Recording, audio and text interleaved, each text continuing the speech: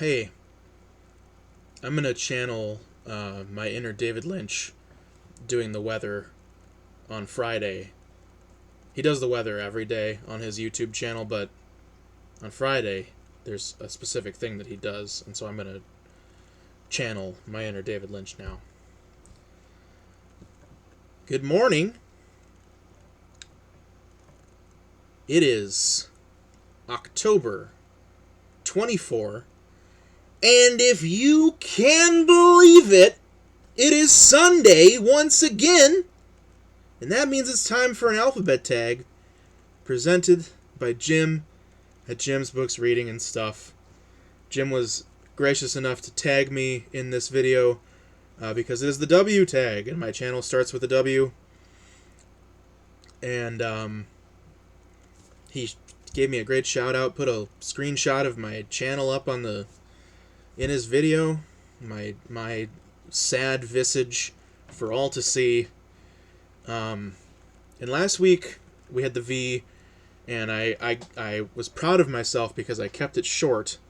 This week we have a lot more prompts, and I have the sneaking suspicion this is going to be not a 20-minute video like last week's was. But I will do my best to be brief and interesting. W is for werewolf. Have you read any books about werewolves? I don't think I have. Other than there is, of course, Remus Lupin from the Harry Potter series, who is a werewolf. Spoilers, I'm sorry, that is a spoiler for the third book if you've never read or seen Harry Potter. However, at this point, that book is almost 25 years old, so that's on you. That's not on me. W is for witch. What is the last book you read about a witch? This is maybe a bit of a stretch, stretching the definition of what a witch is, but I'm going to go with Negative Space by Yeager, which I read earlier this year, and I talk about incessantly and rant and rave about because I love it. I really, really love it, love it, love it. It's the best thing I've read all year, one of the best things I've ever read, one of my favorite books of all time. And it does have like witchcrafty, Wiccan-y, occult stuff in it, magic with a CK type rituals and things, opening portals to other dimensions and stuff like that in it, which I think is pretty cool. Personally, I like that. I think it's pretty fun, and one of the many things I really love about that book. W is for wizard. Who is your favorite literary wizard? So this is kind of a weird, it says literary wizard, and this is not literary, but I'm going to say it anyways. So I'm going to go with Taco the Wizard from the McElroy Brothers Adventure Zone podcast, the first season arc that they did called the Balance arc. So the McElroy brothers, if you're not familiar, are three brothers, Griffin, Travis, and Justin McElroy, who got known for their podcast that they do together called My Brother and Me, which is an advice show for the modern era, as they say, which has been going on for over 10 years now. And because of the success of that show, they have spun off and made many, many, many other podcasts. They are known as like the kings of podcasting. They have written a book about podcasting because they have done it so much and are so successful at it. And one of probably their most successful venture that they've undertaken besides Mabim Bam, which is what they call that for short, is the Adventure Zone, which is a show that the three of them do with their father, Clint McElroy, where they play Dungeons and Dragons. Well, they play role-playing games. The part that I'm talking about, they play Dungeons and Dragons. And so Clint, their father, had never played Dungeons and Dragons before, and then they convinced him to play with them. Griffin, who is the youngest of the three brothers, serves as the dungeon master, storyteller. He wrote the campaign for them. And the balance arc, the first season, is a contained story. It has like 5 or 6 sort of smaller arcs within it. And it's one of the better, like, pieces of storytelling that has happened in the last, like, 5 years or so, I think. It really does a really good job of showcasing what playing Dungeons and Dragons can do, what it's capable of when you have, or most importantly, I think, a really good dungeon master who wants to put the effort in, and Griffin is a very good dungeon master. He crafts a very fascinating world, and it's funny because it starts out with them using a pre-built like introductory quest from like the starter pack from the 5th edition of Dungeons and Dragons, but Griffin is able to like take all of these little pieces and then turn them into this massive, his own thing that's very impressive. And so Taako, Taako, is the character played by Justin McElroy, who's the oldest of the 3 brothers. And Taako is this very sort of sarcastic, aloof, too cool for school wizard who one of the things I really love about the balance arc of the Adventure Zone is that, you know, they do the thing that I think all great campaigns end up doing if you play role-playing games, where you create a character and you sort of, you know, have this idea of this archetype of what you want your character to be, but then you really learn who your character is by playing, and it changes, and it deepens, and you gain this breadth of understanding about who the character is. And, you know, by the end of it, they're not who you thought they were at the beginning, and I love that because it's just like getting to know a person, I think. And Taako, you know, the more we learn about him, the more we sort of understand why he is the way he is. But he's also very funny, you know. His sort of catchphrase from the show is "Taco's good out here." So, like, anytime there was like something bad or difficult, or, you know, he would just be like, "Yeah, I'm good. You guys can deal with this. I'm not gonna do that." So, you know, not literary in the sense of a book, though they are in the midst of adapting the balance arc into graphic novels, doing 1 volume for every of the small arcs within the balance arc. And they're good. They're fun. But, yeah, it is a fictional wizard. I guess all wizards are fictional, aren't they? And I love that story. They've done 2 subsequent long-form seasons of Adventure Zone, one of which, Amnesty, was pretty good, and then the one they did after that Travis was the DM for, was notoriously not very good and kind of upset everybody, and Travis wasn't a very good dungeon master, and it's best if we don't think about that. But they're back with a new season. I haven't listened to the new season yet, but you can binge the whole balance arc right now if you want.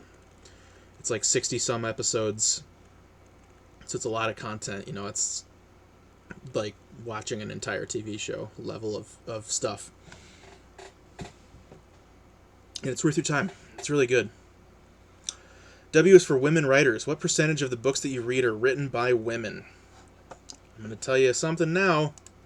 It's not enough. It's embarrassing. So,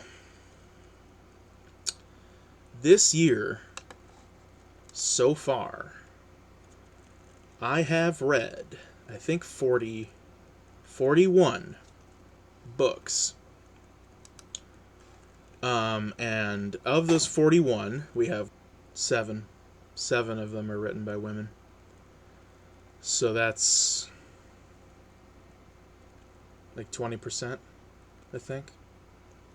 Roughly. Not even. Like 18%. Ugh, not great. I did also have one non-binary author as well. Doesn't really make up for much, though. I know that this is a problem. It's not just a problem with me. It's definitely a problem with me, but it's also a problem with just literature in general, and art in general. There's just so much less representation for women writers. Women writers are not as successful. They aren't winning awards as often as men. They're not as popular as men. That's too bad. It sucks. The problem that I find is like trying to enforce limits and things about what I read. Or if I try to say something like I have to read 50% female authors, I'm only going to read X thing for the next X amount of time. Never works for me. I can't put constrictions on myself like that. It just isn't gonna work. I do think that my tastes have trended more towards women artists and writers and things in recent years. I do think I've been reading more women, listening to more women than I used to. So that's good, but it's still, it's still pretty embarrassing, and I wish it was better. W's for Washington, White House, and worst. Would you consider James Buchanan to be the worst U.S. president? I don't think so, personally. He took no action to unite a country which was sharply divided over the issue of slavery. He was the president from 1857 to 1861, so just before Abraham Lincoln.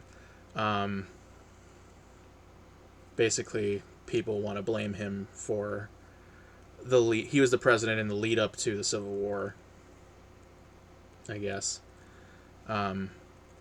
He was the president during the Dred Scott ruling by the Supreme Court, which was when the Supreme Court ruled that black people were not and could never be United States citizens, and that the federal government could not therefore outlaw slavery.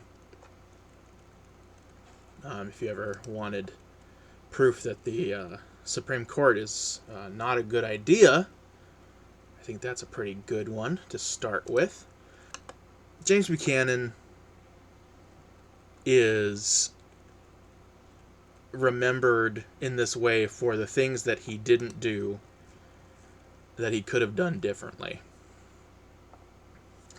There are a lot of presidents who just straight up did do things, though.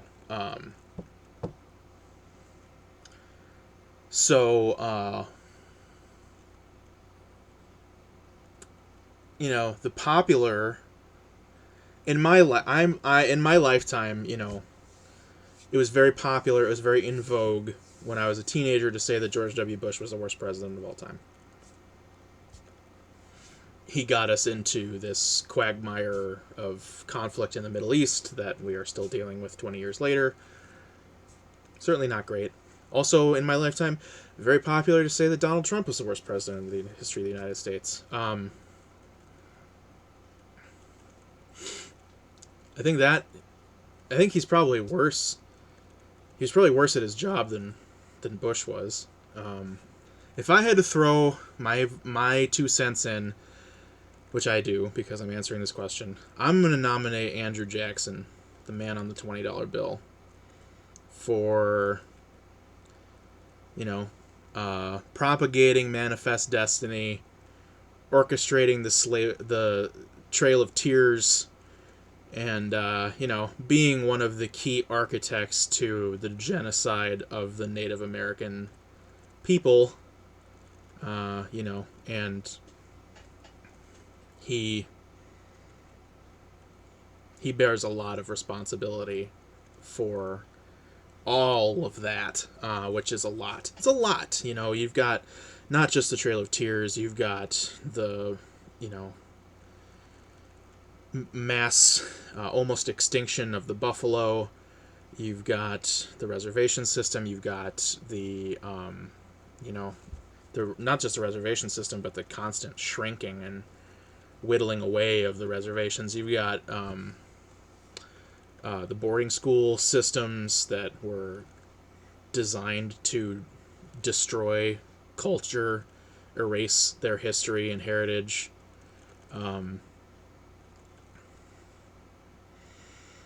Just, man, it is truly one of the most shameful things that has happened in the last few hundred years.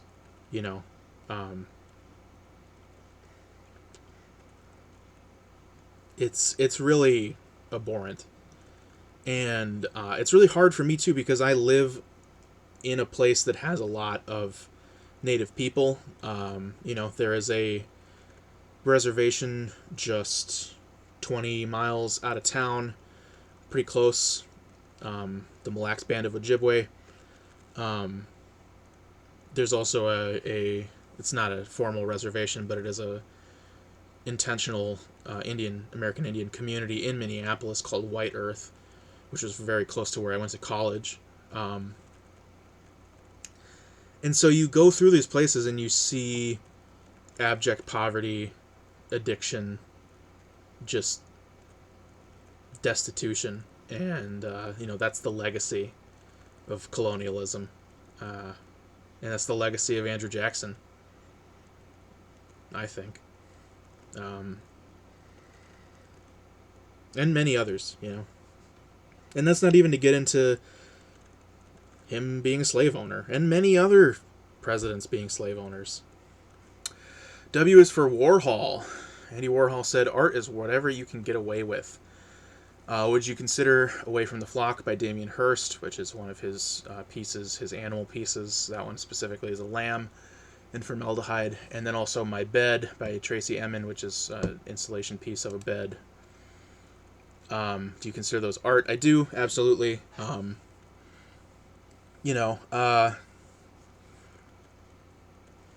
the early 20th century, we had the Dadaists, most famously Duchamp, who came in and were enfant terribles about, what is art, and what should we consider art. And I think that, people who get hung up too much on what art is or is not are missing the forest for the trees, in my opinion. Which is is it good, right? Is it good art? Does it mean something to you? Does it give you some sort of experience? Then it's good, right? And that's what's important. I think pretty much anything that someone makes is art, doesn't mean it's good, but I think it's art, and some people will be like, oh, well, it's a craft, it's an art and craft, or it's artisanal, or is basket making really art because you're making it to be a tool and not to appreciate its aesthetic. Who fucking cares? It doesn't matter. Doesn't matter at all to me. It's all art. I think that the Hearst piece is not very good art, personally. It's a little edgelordy, try-hardy, weak, and I think that Hearst suffers from that a lot. He's not dissimilar from Warhol in that way, to me. The My Bed piece, I think, is a very good piece, especially if you have, mental illness which is what that piece is about, and you can see yourself in that piece. It evokes, an emotional response, for me at least. So I think that's a good piece. W is for Wuhan. Have you read a book about a pandemic, real or fictitious? I've read a number, actually. For real, I have read The Hot Zone by Richard Preston, which is a fictionalized, sort of nonfiction novel about Ebola in the 90s. And then for fictional, I have read The Stand, which is probably the most famous one. Michael K. Vaughan is doing his Read Every Book by Stephen King challenge right now. And he just did his review for The Stand a couple days ago. And, he was pretty negative about it. Not like a full pan, but he was pretty emphatic that, like, The Stand is a mixed bag, and that for every good thing, there's usually at least one not so good thing that you're going to get alongside it. And he was like, he had sort of been harboring the memory that The Stand was amongst King's best books, and that now that he has reread that, he has realized that is not correct. And I had the exact same experience earlier this year, where I watched, they did on what is now called Paramount Plus, they did a limited series adaptation of The Stand that I watched, and it was okay. But it made me be like, I should reread The Stand. I haven't read it in 15 years, and it is a pandemic. What more apropos time to read it than now? And I read like 200 pages of it, and then I stopped because it's not good. It's not a good book. I had been thinking for 15 years that it was the best single volume book that he ever wrote. And that is not correct. This is not correct at all. It has a lot of really overly long and unnecessary stuff in it. It has a lot of really bad, shallow, boring characters. It is all hinged upon this very shallow, boring, moralistic, black and white system, good versus evil, biblical kind of thing that's not very interesting to me, has no real nuance to it.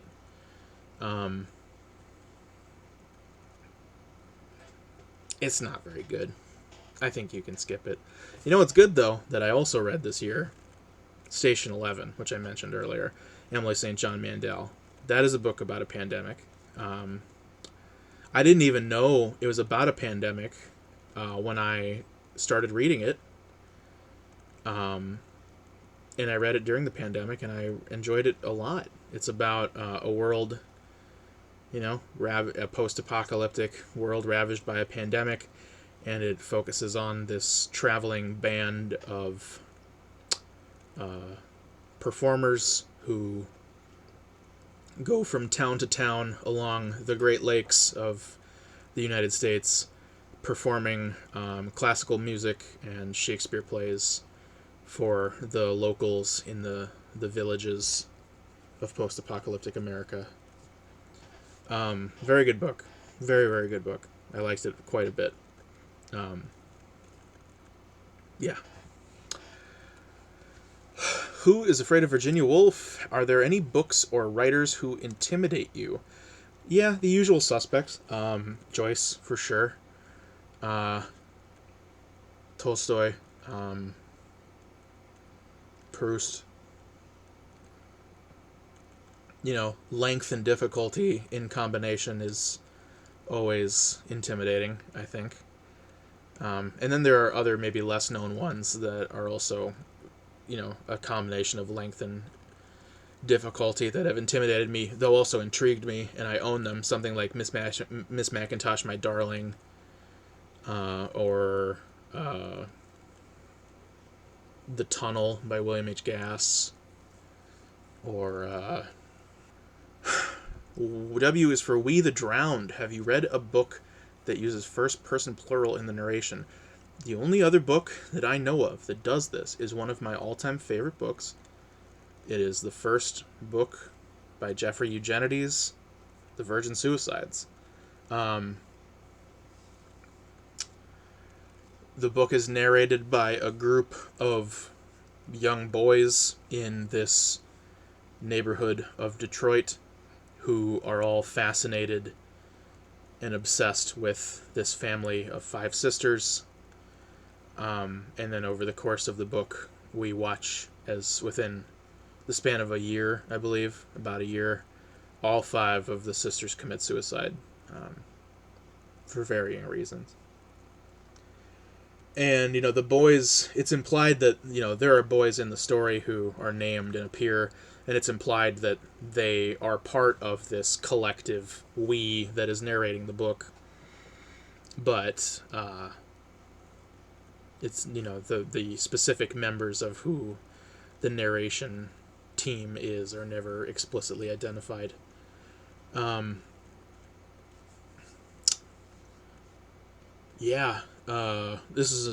an amazing book. One of my favorites, absolutely, of all time. Just absolutely rocked my world the first time I read it. And the movie, which was Sofia Coppola's first movie, it's not a bad movie, but it does not capture the way that book made me feel. Not even close. Truly powerful book about suicide and about the unknowableness of other people's pain and chaos, just ungoverned chaos reaching its hands across the world. W is for word games. Do you have a favorite word game?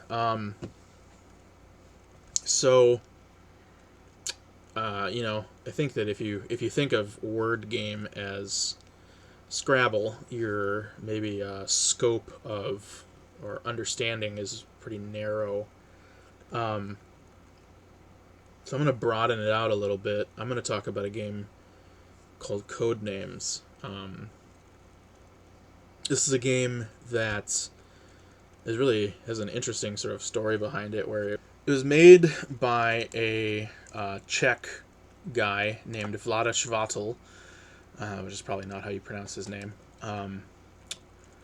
who was a very well-known board game designer for many years. He designed Through the Ages, which is a Civilization board game very similar to the Civilization, the video game. He designed Galaxy Trucker, which was a very popular game. He designed Dungeon Lords, which was a very popular game. He designed Mage Knight, the board game of Mage Knight, which is a very popular game. All of those games amongst the most acclaimed and well-loved games of all time, but they're very heavy, crunchy, rule-intensive hobby games for adults, for nerds, for super losers like me. And then he made this game Codenames, that is like a party game, family game, very easy to understand, light rules, but it is endlessly fascinating. One of the best party games ever made, I think. And the conceit of Codenames is that you have 2 teams, a red team and a blue team, and there needs to be at least 2 people on each team. And each team nominates one of their players to be a clue giver. And so the table will have spread out across it a ton of words. There are just cards with words, random words on them, that are dealt randomly, shuffled and dealt randomly. And then the clue givers will have a little card that will, to them, identify each word as either a red word or a blue word. And then the goal of the game is to get the people on your team to guess all of the words of your color before the other team guesses the words of their color. And so how that works is that every turn, the clue giver can give a clue, which is one word, and then one number. And the word can be anything, any word that's not a word on the table. And then the number is how many of the words on the table are related to that clue. So if you've got, like, bird and dog and grouse, you could say animal, right? Animal 3. The tricky part is that what if deer is also on the table? Now, maybe animal is not a good clue because you don't want your team to guess deer because that's going to give a point to the other team. It starts getting really complex. You have to start looking at the, what's a word that I can pick that will include the words I want but not include the words I don't want. It is hard to give clues in that game. It is a serious skill, and it requires doing some, like, serious four-dimensional chess thinking to be good at it. And it's a great game, and it is a word game. It's a game about words, and it's a game about thinking about how words are related, how words can have multiple meanings, and how they interact with each other. And it's really fun, and it's cheap. It's like a $15 or $20 game, and you can get it like everywhere, Target, anything. And they have made a shitload of spin-offs for licensed properties, Disney code names, Marvel code names, Harry Potter code names, you name it. I think that the themed ones where the limiting scope is there makes the game not as fun, personally. But I do recommend Codenames Duet, which is the 2-player version, which is a cooperative where you're both on the same team, but one person is trying to get the other person to guess, and you have sort of like a set series of words that you're trying to get. It's good, and it's very fun, the duet version. So yeah, that's my answer. It's Codenames. W is for writing. Have you written any books? I've mentioned this a number of times on the channel. I did write a book last summer. The title of it currently that I have chosen is Memoirs of a Haunted Individual. One of my... I decided recently that I'm going to soon figure out how to make it happen, to get it published. I've been sitting on my thumbs a bit for like a year, a little over a year, not doing anything with it, and I need to do something with it. The response from people who have read it has been very positive. It has mostly been people that I know that have read it, though, I will say. But the response from the people who have read it, I've had like maybe 7 or 8 people read it, and their positive feedback has been enough to reassure me that it is worth pursuing making it happen. So maybe more news about that in the near future. We will see. Before that, though, I have had a few other things published. I had things published in my college's literary journal all 4 years I attended college. And my last 2 years, I was also on the editorial board for the magazine, so that probably helped. But I don't think of those as like real publications personally, but whatever. But in the other world of publication, I had a story published by this e-journal called eFiction that was somewhat popular with like writing communities on Reddit during the 2010s. It was a pretty scummy magazine. They didn't pay people none of these places pay people, but they didn't even pay you contributor copies, nothing. And then near the end of my college time, I had a few places publish poems. I had a publication called The Unroarian publish one of my poems that was like a double-sided broadsheet that was like folded into quarters and mailed out instead of like a bound book. I had a poem in it that I wrote called Twin Peaks Season 3, Episode 1. And then I had a couple poems published on a web journal, web publisher called Black Hearts Literary Magazine. They published a couple of my poems. I remember one of the poems I published was a poem I wrote about Rocky IV. I don't remember what the name of that poem was, though. It wasn't called Rocky IV. Not all of my poems are about pop culture references. And then I had another poem get published in a journal called Stray Lights Literary Journal, which is a bound journal. They were a journal that was run by, I believe, a graduate department at a college. I don't remember which college. And the Unroarian and the Stray Lights ones that had physical copies, I do have 2 contributor copies that they mailed me as my payment for my work, So yeah, I've got a handful of publications under my belt. I haven't done submissions in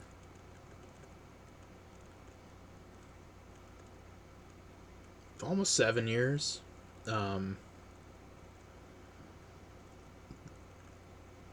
It's been a while. Not looking forward to it very much. It's like applying for a job, It's not a very enjoyable process. But, the benefits are good. It would be very pleasing to me if I got a book published. So I will try and make that happen. Okay. So the next question is W is for Wa. Do you prefer Evelyn or Oberon? I didn't even know who Oberon Wa is. Oberon Wa is Evelyn Wa's son. And he seems like I would not like him. Based on the fact that he is as Wikipedia describes him, defiantly anti-progressive, small c conservative, opposed to do-gooders, and social progressives. He liked Margaret Thatcher. The dangers of smoking were exaggerated. Man, this guy sounds like just a fountain of good ideas. That's too bad. I do like his father. I guess I don't necessarily know the politics of Evelyn Waugh, necessarily. For Evelyn Waugh, I've read Brideshead and its follow-up, The Loved One. The Loved One I really liked a lot. I read that for a class that I took in college called Literature of the Grotesque, which was an interesting class. It seems like the kind of thing that should be like an upper-level literature elective, but the professor ended up teaching it as part of this curriculum that my school had called Augsem, where basically like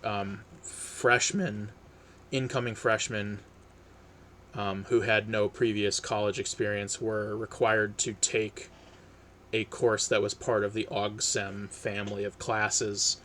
And the idea was that it was supposed to sort of like introduce you to the world of college and college courses. But I took it when I was not a freshman, and I also took it with my girlfriend, my then girlfriend, who I later married and divorced. But it was quite the experience being in that class full of freshmen who were reading these very difficult, nuanced, very adult books, and being tasked with creating reports and presentations about their contents, and they were not up to the task, let's just say. And it was embarrassing. Often it was embarrassing. And the professor clearly regretted his decision to teach the class as an OGSEM class, because grotesque literature was what he had done his PhD dissertation on. It was quite a great passion for him. But anyways, The Loved One I really liked a lot. It's about the funeral business in Los Angeles. And it was written in response to the movie of Brideshead Revisited being made, and the time that Evelyn Waugh spent in America because of that movie being made. So it was sort of his, his response to spending time in Hollywood. And let's just say, I don't think he liked it very much. Very good book, though. Enjoyed it quite a bit.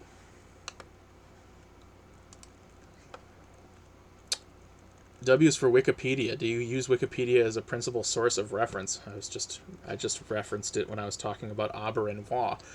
So the answer is yes, I do. The idea that Wikipedia is not trustworthy is dumb. I think it's fair. I think it's definitely fair for like a professor to say you can't cite Wikipedia as a source. I definitely think that's fair. If you're not like wildly stupid, you can realize that Wikipedia cites sources, and then you can cite those same sources instead of citing Wikipedia. I think that if there is something on Wikipedia that does not have a source ascribed to it, maybe don't 100% trust it. But generally speaking, in the wide swath view, I think that Wikipedia is trustworthy and a great source, an incredible source. It provides us the ability to learn a lot about tons of things that would not have been within the scope of our ability to know 25 years ago. And that's awesome. I love that about it. And I use Wikipedia every day. Every day. Absolutely. It's an amazing tool. It's probably the best thing on the internet, honestly. World Wide Web. Do you have a favorite website? Holy shit. I didn't read these bonus prompts before. Do I have a favorite website? I'll tell you right now. There are like 5 websites that I use all the time, and I would not say any of them are my favorites. Facebook, I hate Facebook. I don't spend very much time on Facebook anymore. Twitter is both the best and the worst thing about the internet, I think. YouTube is also, a very double-edged sword. I love the content, and I love a lot of creators, but the politics and culture of YouTube is pretty insufferable in a lot of ways. And the fact that, it's this monopoly that's being maintained by this globotech overlord corporation that we can't escape is unfortunate.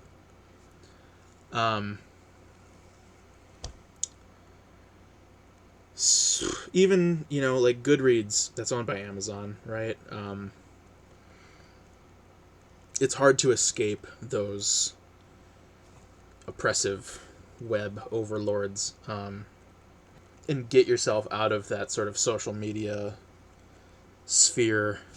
If it's not Wikipedia, which it probably is, my favorite website, some of the other really important websites that I love, that I would rank among the best, or maybe not even necessarily the best, but the most important. Bandcamp, which is a platform for streaming and selling music, which, MySpace was, probably the first major avenue to promote your music in a digital space, and you could garner a following and things off of it. But MySpace, you could only have, I believe, if I remember right, 4 songs on your MySpace page for your band. On Bandcamp, you can have as many as you want, and full albums, and you can sell the full albums for money so that you can make money, and you can even sell physical objects through the Bandcamp website store. And they have a discovery system, so you can find new music and stuff. And there's a whole culture around Bandcamp that's really great, and it's persisted as long as it has for a reason. It's probably the best avenue for new artists to release their music. The amount of money they make from selling stuff on Bandcamp, way higher than something like Spotify. Bandcamp is great. 4chan, good and bad, but such an important piece of internet history. Not just in the bigger picture Chan board, but also just like the impact that each of the smaller communities have had in the fandoms of the hobbies and interests that they're focused on.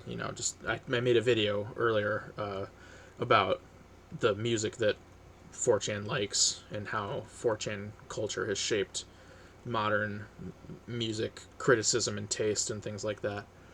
I'm going to go a little deeper. Pointlesswasteoftime.com. This was a humor website run by Jason Pargin, who used to write under the moniker David Wong. He wrote humor articles, and there were a few other people who wrote for that website as well, and there was a very active forum community. That eventually, Pargin went to be the editor-in-chief of Cracked.com, the online version of Cracked magazine, and then they folded all of his articles and the forums into the Cracked website, which then eventually died, and it's too bad it's all gone now, but it was really a great time, fun place to be in the mid-2000s. Newgrounds, of course.